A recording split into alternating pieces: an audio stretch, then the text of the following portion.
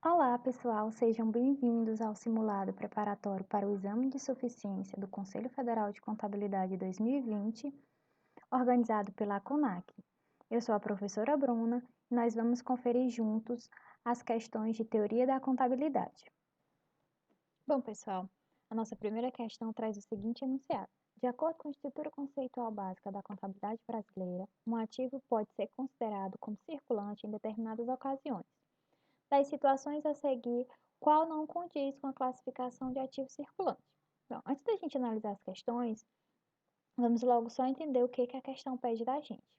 Ela quer que a gente marque a questão que não condiz com classificação de ativo circulante. Então, a gente precisa relembrar quais são os itens para que a gente possa classificar um ativo como circulante. De forma bem resumida, a gente tem 4 pontos. O primeiro deles diz que o ativo precisa ser realizado, vendido ou consumido no decurso normal do ciclo operacional. O segundo ponto traz que ele tem que ter o propósito de ser negociado. O terceiro ponto, ele traz que ele tem que ser realizado em até 12 meses após a data do balanço. O quarto ponto, que ele tem que ser ativo, para ser ativo circulante, ele tem que ser caixa ou equivalente de caixa. Nesses 4 opções, a gente classifica como ativo circulante. Nas demais, a gente vai classificar como ativo não circulante. Então, vamos analisar as questões, as alternativas, perdão. Letra A. Quando o ativo está mantido essencialmente com o propósito de ser negociado. Olha aqui, propósito de ser negociado, ativo circulante. Letra B. Quando se espera que o ativo seja realizado ou pretende-se que seja vendido ou consumido no decurso normal do ciclo operacional. Olha aqui outra característica, outra opção para a gente colocar ele como ativo circulante. Letra C.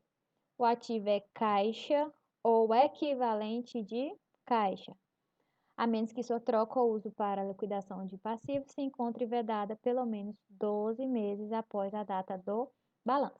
Então, nessas 3 primeiras alternativas, a gente tem características para a classificação de ativo circulante.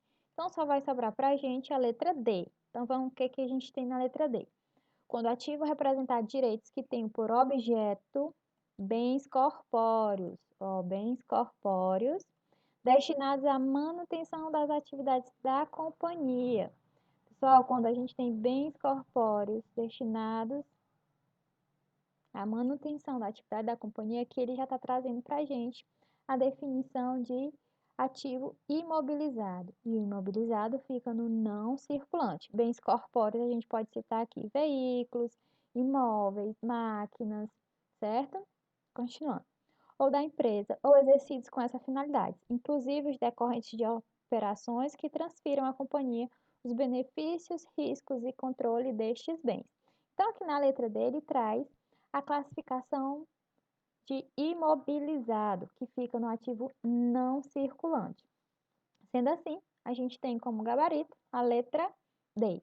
Então, relembrando, ativo circulante, propósito de ser negociado, que ele possa ser realizado, vendido ou consumido dentro do decurso normal do ciclo operacional, seja caixa equivalente de caixa, que ele seja realizado até 12 meses após a data do balanço. Nos demais casos, a gente sempre vai classificar como não circulante. A segunda questão traz o seguinte enunciado. As características qualitativas da informação contábil financeira útil traduzem os tipos de informação requeridas e consideradas mais úteis pelos usuários, investidores, credores por empréstimos, governo, funcionários, entre outros, existentes ou em potencial, para a tomada de decisões acerca da entidade analisada. Nesse contexto, para ser útil a informação contábil financeira, necessita ser relevante e representar fidedignamente o que se propõe a representar, e a utilidade da informação contábil financeira é melhorada se for comparável, verificável, tempestiva e compreensível. De acordo com essa breve contextualização, Analise as alternativas referente às características qualitativas da informação contábil útil e marque V para verdadeiro e F para falso. Então, a gente tem aqui que relembrar que as características da informação, ela tem características fundamentais e características de melhoria. No próprio enunciado, a gente tem aqui as características tanto fundamentais como as características de melhoria, né? Quando ele fala aqui, ó, necessita ser relevante e representar fidedignamente. Ou seja, ele está falando da característica fundamental, que é relevância e representação fidedigna.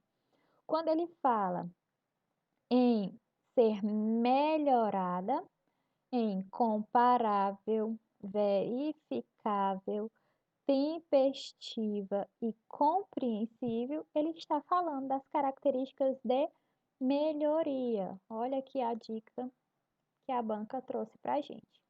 Essa questão traz uma ajuda enorme aqui no enunciado. Então, vamos analisar aqui as questões, as alternativas. Para ser representação fidedigna, a realidade contábil financeira relatada precisa ter 3 atributos. Ela precisa ser completa, neutra e livre de erro. Então, pessoal, quando a gente fala de representação fidedigna, lá o CPC ele é bem claro. Ela tem que ter esses 3 atributos, certo? Completa, a informação precisa ser completa, neutra e livre de erro. Ok. A próxima, ele diz o seguinte, aqui a gente tem verdadeiro. Tempestividade é a característica qualitativa que permite aos usuários que os usuários indiquem e compreendam similaridades dos itens e diferença entre eles.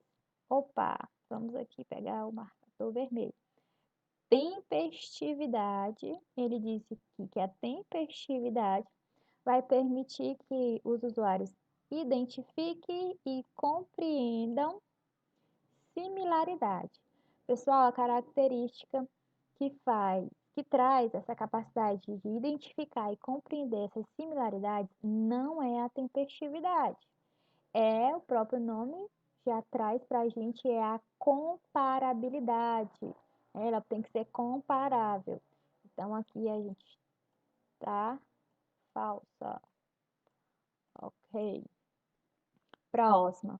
A verificabilidade significa que diferentes observadores, concisos e independentes, podem chegar a um consenso, embora não chegue necessariamente a um acordo completo. Opa, mais uma característica, verificabilidade. Então, quando a gente fala de se verificar, são que pessoas diferentes observadores, vão poder chegar a um consenso, embora esse consenso não seja necessariamente um completo acordo. Então, quando a gente tem esse consenso, a gente tem verificabilidade. A alternativa está correta. A próxima diz: os custos decorrentes da informação devem exceder os benefícios de produzi-la. Então, vamos aqui para o vermelho. Os custos decorrentes da informação não devem exceder os benefícios. Pelo contrário, né? Os benefícios, a gente precisa que sejam justificados. Os custos precisam ser justificados pelos benefícios. Alternativa falsa. Então, o que a gente tem aqui de sequência? A sequência está correta em V, F, V, F. Nossa alternativa correta é a letra C. V, F, V, F. Ok? A nossa próxima questão traz o seguinte enunciado. As características qualitativas de melhoria são atributos que melhoram a utilidade da informação que é relevante e que é representada com fidedignidade. As características qualitativas de melhoria podem também auxiliar a determinar qual de duas alternativas que sejam consideradas equivalentes em termos de relevância e fidedignidade de representação deve ser usada para retratar um fenômeno. Nesse sentido, pode-se afirmar que fora deste contexto conceitual encontra-se: letra A, verificabilidade; B, comparabilidade; C, conservadorismo; letra D, compreensibilidade. Então, pessoal, o que a questão quer da gente? O que ela pede? Ela pede as características qualitativas de melhoria, certo? Quais são as características qualitativas de melhoria? Para a gente gravar, né, existe dois bisuzinhos para a gente gravar as 4 características qualitativas de melhoria. Então, tem o bizu do Cocovet, comparabilidade, compreensibilidade, verificabilidade e tempestividade. Ou ainda vocês podem gravar da seguinte forma: como a gente fala de melhoria, aí você pode fazer aqui o melhor só a CVC tem. Então, C, comparabilidade; V, verificabilidade; C, novamente, compreensibilidade; e tem aí seria a tempestividade. São 2 dicas para que vocês possam gravar as 4 características de melhoria. Então, quem que está fora deste conceito, desse contexto conceitual aqui? Então, verificabilidade, ok. Comparabilidade, ok. Conservadorismo, no. Compreensibilidade, ok. Então, não existe essa característica de conservadorismo. Sendo assim, nossa questão, nosso gabarito é a letra C, conservadorismo. Na quarta questão, a gente tem o seguinte: de acordo com o que define a NBC-TG, estrutura conceitual para elaboração e divulgação de relatório contábil financeiro, em relação às características qualitativas de melhoria das informações contábeis, assinale a alternativa incorreta. Olha ele aqui falando novamente das características qualitativas de melhoria, certo? Então, vamos analisar aqui as alternativas. Letra A. Comparabilidade permite que os diferentes usuários da informação contábil, das informações contábeis, identifiquem e compreendam similaridade dos itens e diferenças entre eles. Se eu estou falando de comparabilidade, comparar significa que eu vou conseguir fazer essa identificação e essa compreensão de pessoas diferentes de forma similar, certo? Então, comparabilidade, diferentes usuários vão conseguir compreender as similaridades. Letra B, a verificabilidade indica que a entidade deve fornecer informações exclusivas aos diferentes usuários da informação contábil de acordo com seus interesses? Não, né, pessoal? Quando a gente fala de verificabilidade, ela tem que assegurar uma representação fidedigna, uma representação verdadeira. E aqui a gente traz aquele conceitozinho de completa, neutra e livre de erro, certo? Ele não tem essa característica aqui, ó, essa parte de informações exclusivas aos diferentes usuários. Isso não existe, certo? Então, a gente já tem nossa alternativa, mas vamos continuar. Então, compreensibilidade consiste em classificar, caracterizar e apresentar informação com clareza e concisão, tornando-a compreensível. Compreensibilidade, informação compreensível. Ok. Letra D, tempestividade significa ter informação disponível para a tomada de decisão a tempo, de poder influenciá-los com suas decisões. Então, nosso gabarito vai ser a letra B de bola, que está incorreta, certo? Só para a gente revisar aqui mais uma vez. Comparabilidade, eu vou conseguir comparar. Verificabilidade, eu vou conseguir verificar se a informação é verdadeira, certo? Compreensibilidade, compreensível, tranquilo. Tempestividade está relacionada com o tempo que ela fica disponível, que ela vai ser disponibilizada para os usuários para a tomada de decisão. Tranquilo? A quinta questão, ela traz o seguinte: a história tem mostrado que conforme ocorre o desenvolvimento econômico, a contabilidade se torna cada vez mais importante. Em relação às escolas ou doutrinas da história da contabilidade e sua evolução, observa-se que, vamos analisar as afirmativas, certo? A primeira literatura contábil relevante, elaborada pelo Frei Luca Pacioli, olha aqui, conhecimentos lá, introdutórias, aparecem mais uma vez, em 1494, consolida, olha que palavra importante, o método das partidas dobradas. Ok, né? Então foi o Frei Luca Pacioli que consolidou o método das partidas dobradas na publicação do seu livro, certo? A alternativa está correta. Segunda, a contabilidade é uma ciência social aplicada, pois é a ação humana que gera e modifica o fenômeno patrimonial. Só relembrando aqui, contabilidade ciência social não é exata, como muitos costumam confundir, né? Então, corretíssima a alternativa. Terceira, antes da criação do método das partidas dobradas,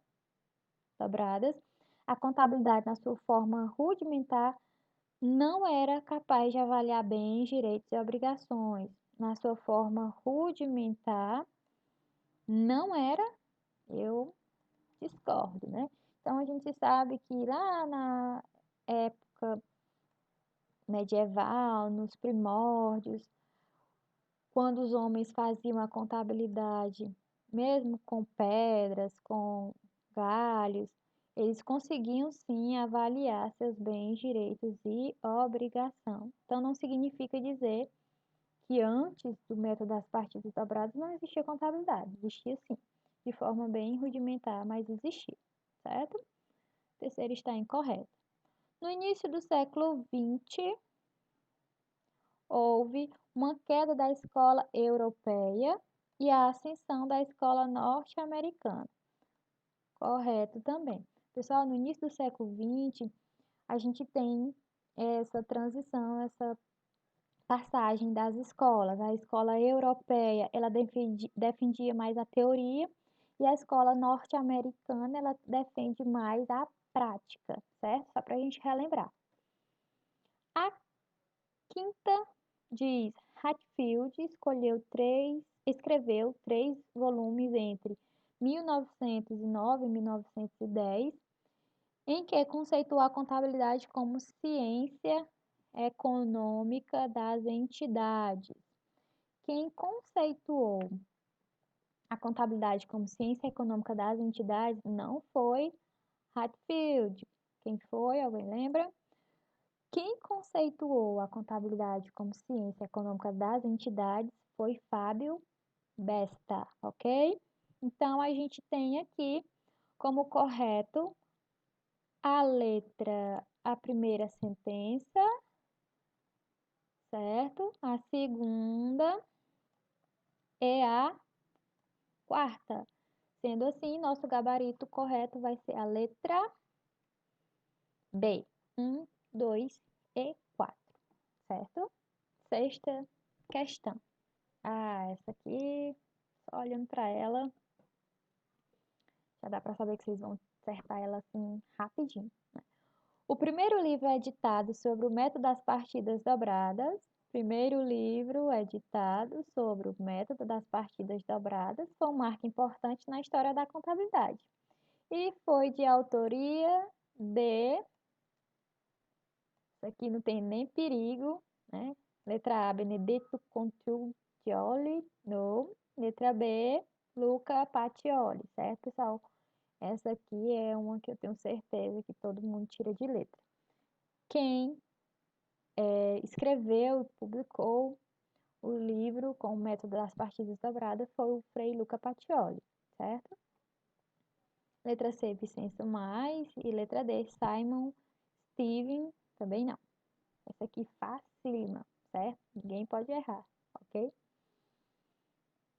A gente tem aqui nossa última questão, que traz o seguinte enunciado. A doutrina costuma dividir a evolução da contabilidade mundial em 4 períodos. Quem lembra? Eita, professora, essa é difícil, não lembro. Facinho, gente. São períodos históricos da contabilidade, exceto, olha aqui, ficou fácil. Então, pessoal, o que a questão pede da gente? Ela quer que a gente apresente a alternativa que não é um desses 4 períodos da história da contabilidade. Vamos analisar aqui as alternativas. Letra A, contabilidade pré-histórica. Alguém lembra dessa contabilidade pré-histórica? Vou deixar ela aqui em stand-by. Letra B, contabilidade empírica. Sim, existiu a contabilidade empírica, que é aquela contabilidade do mundo antigo, né? O início da civilização, onde existia uma contabilidade mais rudimentar, certo? Aqui é aquela contabilidade feita com a contagem das pedrinhas, dos gravetos, ok? A contabilidade medieval também existiu, certo? Que foi até o capitalismo, quando a gente tem aqui cobrança, período medieval, cobrança de impostos, de taxas, certo? Opa! E a contabilidade científica também está correto, que é o que a gente vive hoje. Então, das alternativas aqui, a única que a gente não teve foi essa contabilidade pré-histórica. Não existe essa contabilidade pré-histórica.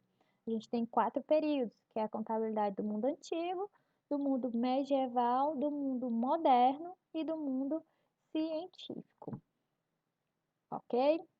Questãozinha tranquila também. E aí, para finalizar, eu gostaria de agradecer vocês pela atenção, deixar aqui um incentivo para vocês, seja forte, você é capaz, não desistam. Então, eu peço que vocês, na hora de responder a prova, leiam as questões com muito cuidado.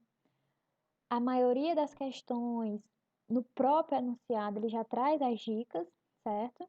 Então, fiquem muito atentos na hora de ler o enunciado, compreender o que a questão está pedindo. Muito obrigada, deixe aqui meu e-mail para alguma dúvida, sugestão ou crítica.